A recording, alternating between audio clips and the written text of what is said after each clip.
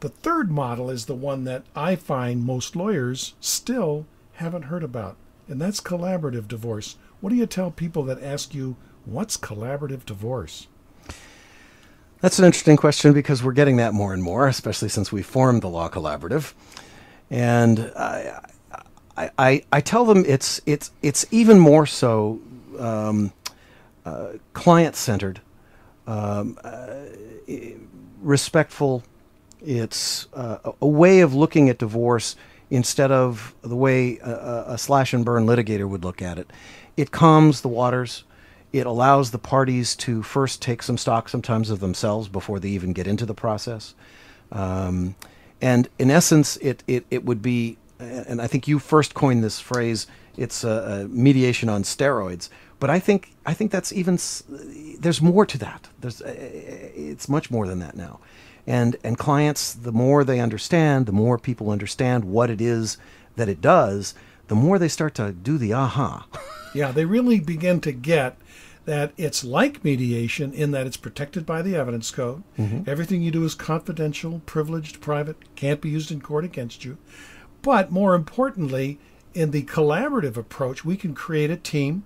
We can surround the people with other experts, appraisers, mental health professionals, yeah. Actuaries, real estate people that they need to access so that they can do the best possible reorganization to maximize their tax position, their division of assets. And I point out to clients the distinction that is so significant and that is overlooked by most attorneys, and that's the distinction between collaborative decision making versus distributive decision making. When you go to court, you get distributive bargaining. That's all the judge has to give. The judges are limited by the rules, by the statutes, by the code sections. And that's an important point, because that's still what people don't quite get. They think they get the same thing when they go to a collaborative lawyer or they go to a mediation or an arbitration, and about the only thing together with arbitration and the distributive form of a judge is there is none. It's all distributive. 30 years ago, I walked out of a Van Nuys courthouse, and the client turned to me and said, "Mr. Supancic, I always thought when you went to court, you got justice." That's not what you get at all. You just get what the judge gives you, and most often it's just ice. Right. So in the distributive bargaining versus collaborative bargaining, I like to tell the story of the orange. Mm-hmm. How the two children are in the kitchen fighting over the orange, and the father walks in and he grabs the orange out of their hands, he puts it on the chopping block, he cuts it in half to son, half to daughter. They both burst into tears. So he turns to his son, he says, "Johnny, why are you crying?" Johnny says, "Well, I wanted the whole orange." And the father says, "You can't have the whole orange. There's only one orange. You have to share it with your sister. Stop crying." "Susie," he says to his daughter, "why are you crying?" And she says, "Daddy, I didn't want the orange at all." "What?" "I only wanted the peeling for an icing recipe for a cake I just baked, but I have to have all the peeling." "You just want the outside of the orange?" "Yes." "Can Johnny have the inside of the orange?" "Yes." "Johnny, will you give her the outside for the inside?" "Yes." What did the father fail to do in the first instance? He failed to find out what the interests of the children were. And that's what the judge hasn't got the time, the inclination, or the imagination to do. He never bothers to find out what do the people really want. He's following the law. He's following the rules. The attorneys are looking at it through microscopes. They have their eyes on the bugs. They're not seeing the big picture. Go out and pick some more oranges. Create opportunity. Create wealth.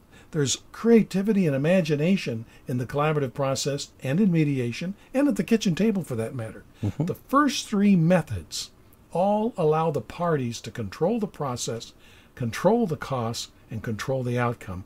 I tell clients it's your money, it's your property, they're your children. It should be your choice. But most people aren't aware of these first three options or even don't even consider them, and lawyers don't bother to tell them about it. So what I see happen is they wind up getting number 4 on that scale of 6. The fourth one is the default position. I call it negotiating in the shadow of litigation. Traditional lawyers who file traditional papers, bang the case around for 2 or 3 years, file orders to show cause, ex parte hearings, And then after all the money's gone, they settle the case. And what good is that? And that's what most people get. That's what I think the balance of lawyers in California don't even bother to tell us that they have options, alternatives, and choices. And most people can't afford number 5. The number 5 on that list of 6 is rent a judge. Tell us about rent a judge, Robert. Well, you're doing exactly that. You're taking a superior court judge, usually, sometimes appellate court justices, and now there's even a Supreme Court justice, and you are literally renting their time. But they're applying, in most instances, the same rules that they would have if they were sitting in a courtroom.